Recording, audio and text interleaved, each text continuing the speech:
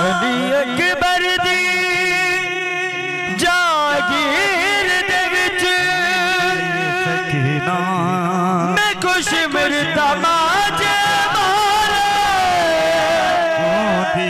सकीना मैं प्यो दी लाश नू हथ लाए सकीना मैं दे जख्मी थे रुखसार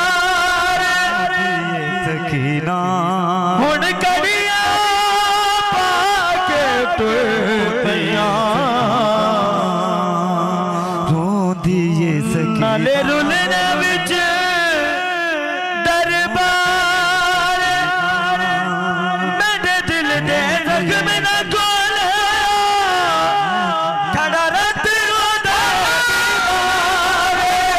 मेरी लाश देखे तेरे दिल पटवना मेरे जख्मा दी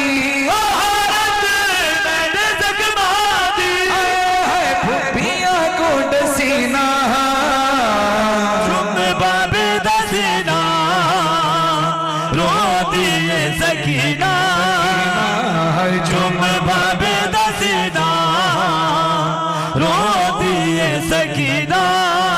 सारे मिलकर ये कलाम वो है जो हमने अपने बुजुर्गों से, हमारे बुजुर्गों ने अपने बुजुर्गों से सुना, सीना दर सीना चलता आ रहा है। ये कलाम हमारी नस्लों में भी आगे तक जारी रहेगा इंशाअल्लाह।